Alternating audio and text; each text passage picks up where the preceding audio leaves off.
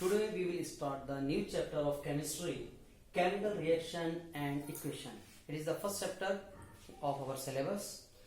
Now in this, the first heading is chemical reaction.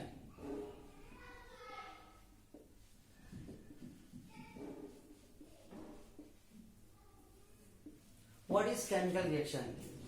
So chemical reaction is a reaction in which new substance is or formed with new properties. Means chemical reaction क्या बताया हमने? That reaction in which new substance are formed with new property. कि जिसमें नए substance बनते हैं नए properties के साथ, that is called chemical reaction. नए substance बने, नई property हो उनकी, उसी को हम बोलते हैं chemical reaction. Just for example, C plus O2, that is CO2. That is a chemical reaction. इन दोनों ने रिएक्ट करा है और रिएक्ट करने के बाद ये नया सब्सटेंस बना, तो ये नया सब्सटेंस बना और इसकी जो प्रॉपर्टीज है वो इनसे कैसी है, अलग है.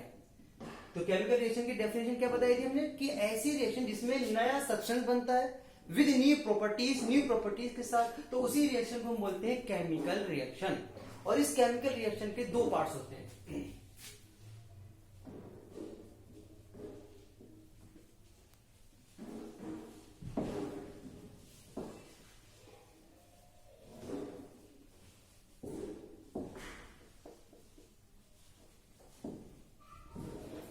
Chemical reaction has two part, one is reactant, another is product. अब ये जो पार्ट्स है दैट इज ए रिएक्टेंट, ये हमारा रिएक्टेंट कहलाता है, and that is A product, ये प्रोडक्ट है. ये क्या हमारा, दैट इज रिएक्टेंट. तो अब सबसे पहले रिएक्टेंट बोलते किसे हैं? रिएक्टेंट बोलते हैं दो substance that react with each other, कि ऐसे सब्सटेंस जो आपस में रिएक्ट करते हैं, वो सब्सटेंस जो आपस में क्या कर रहे हैं, रिएक्ट कर रहे हैं, उन्हें हम बोलते हैं रिएक्टेंट. तो इस रिएक्शन में जो रिएक्ट कर रहे हैं आपस में, रिएक्शन जिनकी हो रही है वो किसकी हो रही है? सी मतलब कार्बन, ओ मींस ऑक्सीजन. तो यहाँ पर जो रिएक्शन हो रही है वो कार्बन और ऑक्सीजन की हो रही है. तो ये दोनों आपस में रिएक्ट कर रहे हैं, so that are called reactant. वो सब्सटेंस जो आपस में रिएक्ट करें दैट आर कॉल्ड रिएक्टेंट. अब next is product. What is product?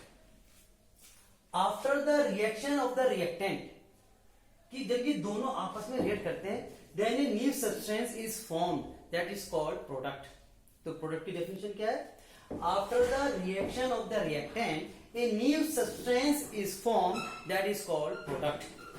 अब याद रखना कि जो रिएक्टेंट है और जो प्रोडक्ट है, इन दोनों की केमिकल प्रॉपर्टीज एंटायर डिफरेंट होती है. एंटायर डिफरेंट मतलब बिल्कुल डिफरेंट होती है, जरा सी भी मैच नहीं करती है. कि जो केमिकल प्रॉपर्टीज इस रिएक्टेंट साइड की है, जो भी है इन दोनों की, और जो प्रोडक्ट की है, तो प्रोडक्ट की प्रॉपर्टीज इनसे कैसी होती है, बिल्कुल डिफरेंट होती है. जैसे for example hydrogen plus oxygen, that is H2O. कि when hydrogen and oxygen burn with each other, जब दोनों आपस में जलते हैं तो क्या बनता है, वाटर बनता है. तो ये कौन हो गए, रिएक्टेंट, क्योंकि these are reacting to each other. ये दोनों आपस में रिएक्ट कर रहे हैं तो रिएक्टेंट. इनके रिएक्शन से कौन बना, एक न्यू सब्सटेंस बना, दैट इज कॉल्ड प्रोडक्ट. अब इस प्रोडक्ट की जो प्रॉपर्टीज है इस रिएक्टेंट साइड से कैसी है, डिफरेंट से. अब देखिए कैसे. Hydrogen that is a flammable substance, hydrogen जो जलता है, फ्लामेबल मतलब जो आग पकड़ लेता है. ऑक्सीजन जो इसको जलाता है, ये जलने वाला सब्सटेंस है, ये जलाने वाला, इसको जो जलाएगा वो ऑक्सीजन जलाएगा. और जब दोनों मिले क्या बनाया, वाटर. और वाटर क्या करता है, आग को बुझाता है. तो इसकी प्रॉपर्टीज जो है इन दोनों से कैसी आ रही है, बिल्कुल डिफरेंस आ रही है. तो याद रखना है कि प्रोडक्ट की जो केमिकल प्रॉपर्टीज होती है that is entire different from the chemical properties of the reactant side. तो ये हमारी केमिकल रिएक्शन हुई, उसके दो टाइप्स आते हैं. इसी में एक एग्जांपल आता है, एक और एग्जांपल लेते हैं हम. Mg plus O2 MgO. अब यहां पर क्वेश्चन पुटअप करते हैं कि what will happen when magnesium Burns in oxygen, that is the symbol of magnesium, that is oxygen. कि क्या होता है कि जब हम मैग्नीशियम को एयर में बर्न करते हैं, और एयर में बोलता है तो मतलब एयर में कौन है, ऑक्सीजन. कि जब हम मैग्नीशियम को ऑक्सीजन में बर्न करते हैं तो क्या होता है, तो याद रखो क्या बन रहा है, मैग्नीशियम ऑक्साइड बन रहा है. When magnesium burns in air या oxygen, then magnesium oxide is formed, and magnesium oxide is basic in nature. और आपको याद रखना है कि जितने भी मेटल ऑक्साइड होते हैं, magnesium is a metal and its oxide, तो ये मेटल ऑक्साइड है and metal oxide are basic in nature. Metal oxide जो होते हैं वो बेसिक नेचर के होते हैं। तो इसमें क्वेश्चन पूछ लेते हैं कि जब मैग्नीशियम एयर में बंद होता है क्या बनता है, किस नेचर का बनता है, मैग्नीशियम ऑक्साइड बनता है, बेसिक नेचर का बनता है। इसी में अगला क्वेश्चन पुटअप करते हैं कि जब हम मैग्नीशियम को बंद करते हैं तो इसमें कैसी फिल्म निकलती है। तो याद रखना जब मैग्नीशियम बंद होता है तो व्हाइट फिल्म प्रोड्यूस होती है। कैसी film? White.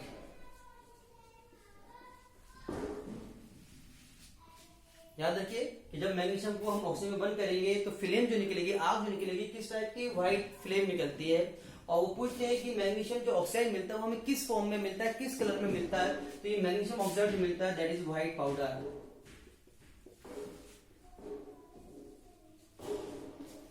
Magnesium oxide white powder की फॉर्म में मिलता है और जब बर्न होता है तो व्हाइट फ्लेम निकलती है। मैग्नीशियम ऑक्साइड जो किस नेचर का है? बेसिक नेचर का है। इसी में मैग्नीशियम से रिलेटेड एक क्वेश्चन और है जो कई बार बोर्ड में पूछा भी गया है and that is it is our magnesium. ये हमारा मैग्नीशियम रिबन आता है। मैग्नीशियम जो होता है बाजार में, मार्केट में एक रिबन की फॉर्म में मिलता है जो हमारा रिबन होता है, तो that is called magnesium ribbon.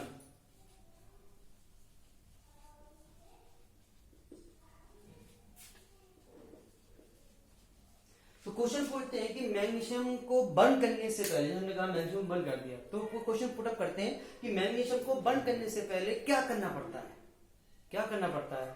तो याद रखिए जैसे हम बाजार से, मार्केट से मैग्नीशियम रिबन लाते हैं और उसे बर्न करते हैं, then it does not easily catch the fire, तो आसानी से आग नहीं पकड़ता है। Why does it not catch the fire? ये आसानी से कैच आग को क्यों नहीं पकड़ रहा है? क्या रीजन है कि मैग्नीशियम को जब हम मार्केट से लाए तो आग नहीं पकड़ रहा है? क्यों नहीं पकड़ता है? क्योंकि मैग्नीशियम के ऊपर एक लेयर्स होती है,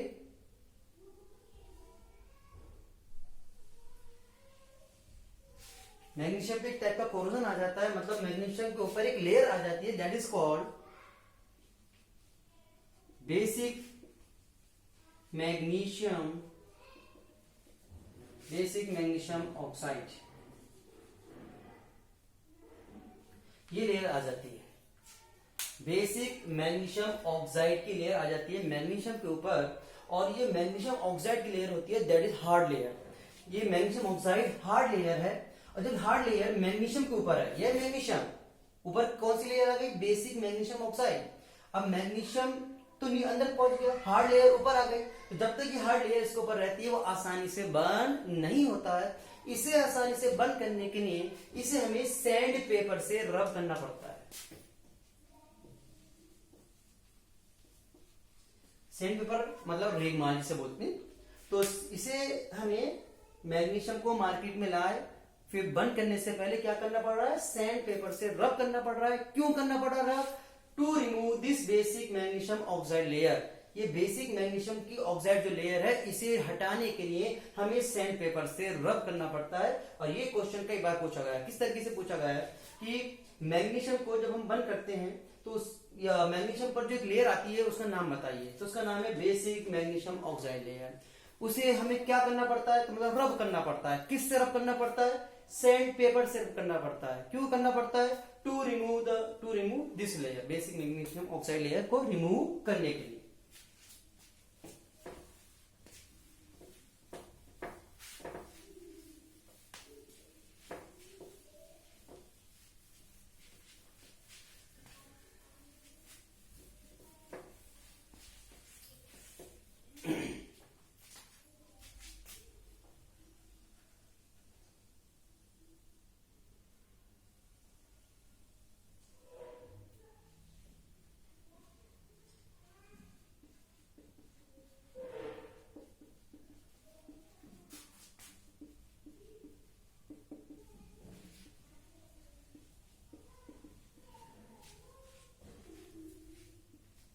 Now, characteristics of chemical reaction कि what are the characteristics of chemical reaction कि chemical reaction की क्या क्या characteristics हैं। तो there are 5 characteristics of chemical reaction. One is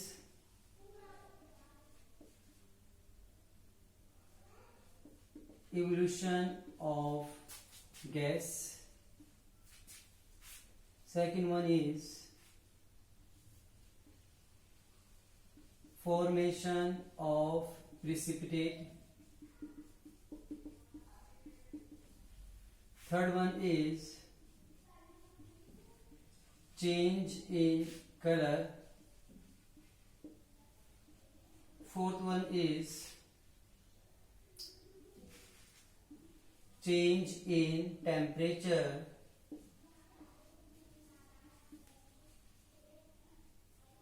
And fifth one is change in state.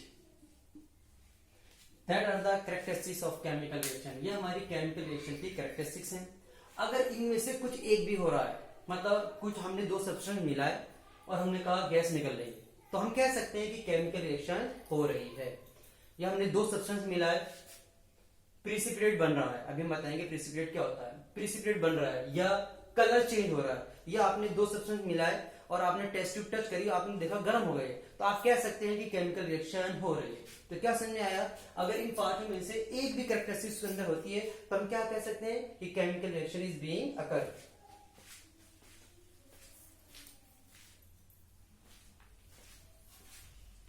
Now अब हम एक एक करके इनके डिटेल में पढ़ते हैं कि इवोल्यूशन ऑफ गैस कब होता है, कोई गैस कब निकलती है, या हम कह सकते हैं कि क्वेश्चन बना सकते हैं हाइड्रोजन गैस कब निकलती है एंड CO2 गैस कब निकलती है. इस तरीके से क्वेश्चन बना सकते हैं कि write equation when hydrogen gas is release, write equation when CO2 gas is released.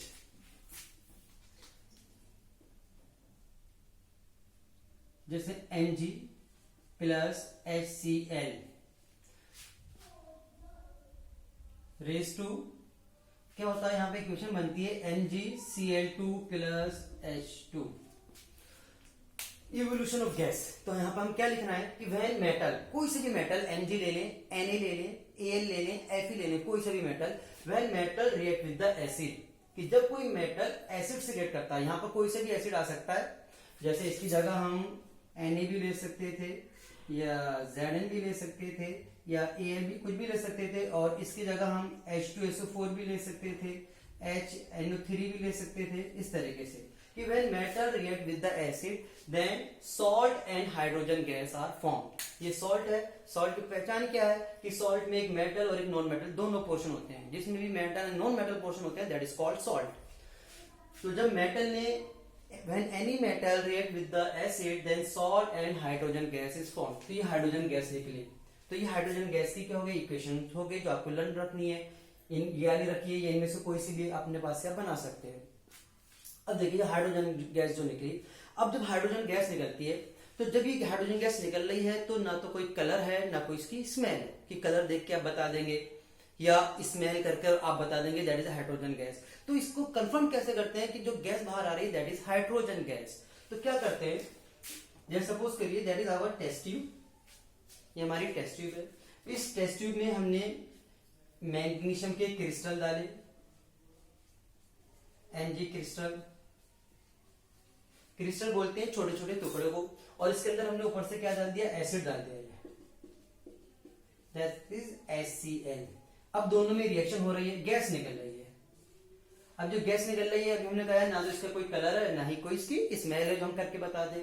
तो क्या करते हैं, इसके पास हम कुछ जलती हुई चीज लाते हैं, बर्निंग स्प्लेंडर वगैरह जैसे, है ना, कुछ जलती हुई चीज लेकर आएंगे. जैसे मैच स्टिक लेकर आए, जब हम मैच स्टिक इसके पास लेकर आएंगे, जलती हुई मैच स्टिक लेकर आएंगे या कुछ और चीज कागज जलता हुआ लेकर आएंगे, तो आप देखेंगे जैसे ही हाइड्रोजन गैस के कांटेक्ट में फ्लेम आती है तो hydrogen gas produce a pop sound.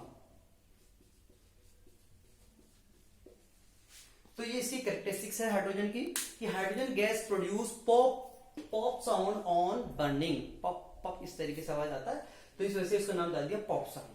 और ये जो है ये जो एक्टिविटी है that is a very dangerous activity. It is done very carefully because hydrogen gas is a very flammable, मतलब बहुत खतरनाक. It is a like explosive material. Hydrogen एक एक्सप्लोसिव मटेरियल की तरह काम हो सकता है कि अगर हाइड्रोजन बहुत ज्यादा गैस प्रोड्यूस हो गई और आप कोई चीज जलती चीज लेकर आ गए तो इट बस लाइक ए बॉम्ब, ये ऐसे फट जाएगी जैसे कि कोई बॉम्ब है. तो हाइड्रोजन गैस जो निकलनी चाहिए वो बहुत कम होनी चाहिए, तभी आप कोई चीज जलती हुई लाएंगे और देखेंगे कि जब हाइड्रोजन गैस जल रही है तो कौन सा साउंड निकलता है, that produce a pop sound on burning. That is the confirm test for to detect the hydrogen gas is present और नॉट। इसके बाद एक दूसरी यहाँ पर देखिए कुछ बच्चे यहाँ पर कंफ्यूजन होते हैं कि यहाँ पर तो Cl1 था, यहाँ पर Cl2 कैसे आ गया। ये थोड़ा सा पोर्शन आपका 9 का पोर्शन है, उसमें थोड़ा सा बता देता हूँ, डिटेल नहीं पढ़ाएंगे। MgCl फॉर्मूला बनाना आपको हमने 9 में सिखाया था। तो एक मैग्नीशियम है और एक Cl है। अब पहले सबसे पहले इन दोनों के हमने एक सिंबल लिखे, सिंबल के नीचे हम इनकी वैलेंसी लिखते हैं। मैग्नीशियम की वैलेंसी वो इनके एटॉमिक नंबर से पता चलती है। मैग्नीशियम का एटॉमिक नंबर 12, क्लोरीन का एटॉमिक नंबर 17। अब इनकी हम क्या ड्रा करते हैं, we draw its electronic configuration. इसकी इलेक्ट्रॉनिक कॉन्फ़िगरेशन ड्रा करते हैं तो फर्स्ट सेल में 2, सेकंड सेल में 8, 8 और 2 10, कितने बच गए, ओनली 2, तो 2 जाएंगे हमारे थर्ड सेल में। ओके, अब 17 की भी हम इलेक्ट्रॉनिक कॉन्फ़िगरेशन ड्रा करेंगे। फर्स्ट सेल में 2, सेकंड सेल में 8। याद रखना फर्स्ट सेल में हम मैक्सिमम 2 कर सकते हैं, सेकंड सेल में मैक्सिमम 8 कर सकते हैं। 8 और 2 10, 17 में से 10 लेस करें कितने रिमेनिंग हुए, 7। तो हमारी थर्ड सेल में यहाँ पर जाएंगे 7, और थर्ड सेल में मैक्सिमम जा सकते हैं 80, लेकिन वो भी तभी जा सकते हैं जब फोर्थ सेल हमारे पास प्रेजेंट होती है। आगे हम इतना डिटेल में नहीं जा रहा है, सिंपली हम यहाँ पर इनकी बात कर रहे हैं। अब देखिए सबसे पहले हमने सिंबल लिखे, सिंबल के नीचे क्या लिखते थे, वैलेंसी। वैलेंसी कहां से पता चलेगी, उनके एटॉमिक नंबर से। अब एटॉमिक नंबर पता है, इलेक्ट्रॉनिक कॉन्फ़िगरेशन हमने ड्रा कर दी है। अब याद रखना अगर आउटर मोस्ट सेल में इलेक्ट्रॉन, आउटर मोस्ट सेल के ये जो इलेक्ट्रॉन है that are known as valence electron. अगर आउटर मोस्ट सेल के इलेक्ट्रॉन हमारे 4 से कम होते हैं, अगर आउटर मोस्ट सेल में इलेक्ट्रॉन 4 से कम होते हैं तो वो क्या करते हैं, रिमूव करते हैं। जितने भी होंगे 1 होंगे तो 1 रिमूव, 2 होगा 2 रिमूव, 3 होंगे 3 रिमूव। तो ये आउटर मोस्ट सेल में इलेक्ट्रॉन 4 से कम है तो ये 2 को क्या कर देंगे, रिमूव। अब इसके आउटर मोस्ट सेल में कितना होगा, 8 इनर्ट गैस की तरह होगा, क्योंकि हर एक एटम अपनी इलेक्ट्रॉनिक कॉन्फ़िगरेशन इनर्ट गैस की तरह करना चाहता है। तो इसने इनर्ट गैस की इलेक्ट्रॉनिक कॉन्फ़िगरेशन ऑब्टेन करी बाय रिमूविंग 2 इलेक्ट्रॉन्स। अब क्योंकि इसने 2 इलेक्ट्रॉन रिमूव करे तो इट्स वैलेंसी बिकम्स 2, तो इसकी वैलेंसी हो गई 2। अब आता है क्लोरीन। क्लोरीन के आउटर मोस्ट सेल में इलेक्ट्रॉन कितने हैं, 7, मोर देन 4 से ज्यादा है। और जब भी इलेक्ट्रॉन 4 से ज्यादा हो, 5 हो, 6 हो या 7 हो, तो वो 8 कैसे करते हैं, अपने आउटर मोस्ट सेल में गेन करते हैं। तो इसने 7 थे 8 करने हैं, 4 से ज्यादा है तो क्या करेगा, गेन। 7 है 8 करने हैं, कितने गेन करेगा, 1। तो इस वजह से क्लोरीन की वैलेंसी हो गई 1। मैग्नीशियम ने 2 रिमूव करे तो इसकी वैलेंसी 2, क्लोरीन ने 1 गेन करा तो क्लोरीन की valency 1। Now do the cross multiply. फिर थर्ड स्टेप है क्रॉस मल्टीप्लाई का। तो Mg की 1 से करी, MgCl की 2 से करी तो दैट इज Cl2। ये इसका फॉर्मूला बन जाता है। तो फॉर्मूला कैसे बना, सबसे पहले हम सिंबल लिखते हैं, सिंबल के नीचे उनकी वैलेंसी लिखते हैं, फिर वैलेंसी की सिंबल के साथ क्रॉस मल्टीप्लाई करते हैं, then we obtain the formula. तो इस वजह से यहाँ पर जो फार्मूला बना मैग्नीशियम क्लोराइड बना।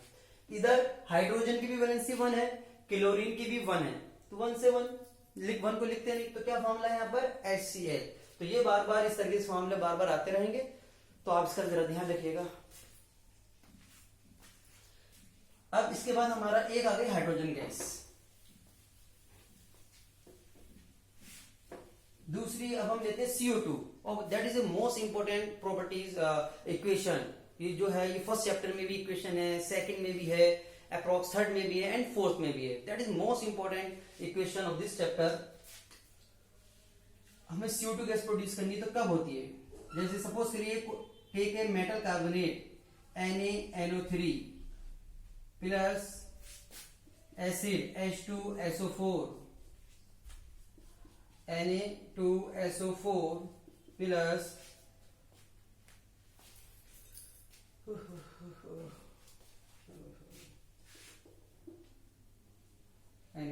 Metal carbonate plus CO2 plus H2O। याद रखना है, बहुत इंपॉर्टेंट इक्वेशन है कि when metal carbonate react with the acid, जरूरी नहीं है सोडियम कार्बोनेट हो, सोडियम बाइकार्बोनेट भी, मैग्नीशियम कार्बोनेट भी, कोई सा भी मेटल कार्बोनेट हो सकता है। When it react with the acid, then salt, water and CO2 gas is formed. That is CO2 gas. क्या बताया? When metal carbonate react with the acid, then salt, water and CO2 gas is formed. तो CO2 gas कब निकल रही है? जब कौन react कर रहा है, मेटल कार्बोनेट हो या मेटल बाइकार्बोनेट, किससे रिएक्ट कर रहा है, एसिड से, then you always remember that CO2 gas is form. अब ये जो CO2 gas I,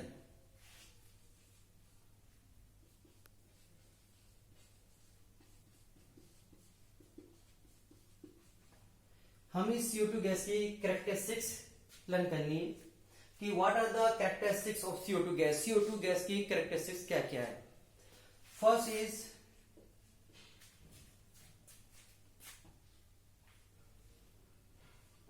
it gives hissing sound or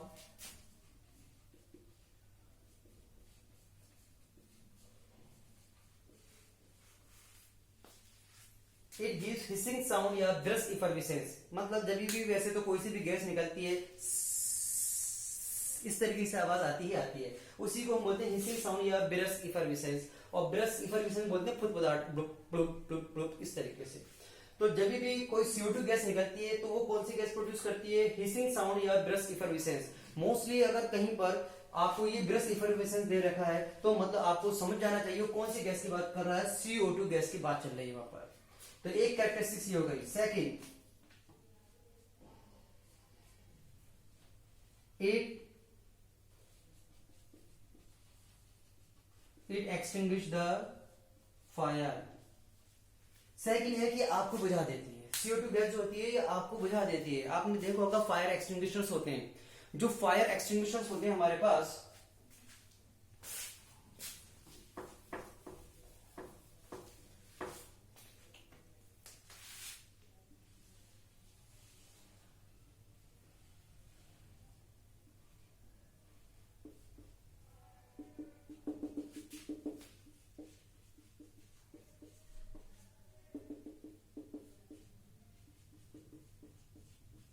fire extinguisher में यही इक्वेशन हम यूज करते हैं। ये फायर एक्सटिंग्विशर में यहाँ पर जो आपकी बोटल्स है उसके अंदर सोडियम कार्बोनेट रखा हुआ है, एक ऊपर टेस्ट ट्यूब रखी होती है जिसमें क्या होता है, सल्फ्यूरिक एसिड होता है।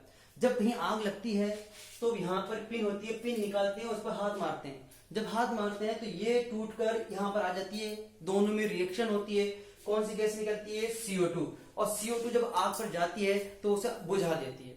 अब CO2 जो है वो आपको क्यों बुझा देती है, उसका क्या रीजन है।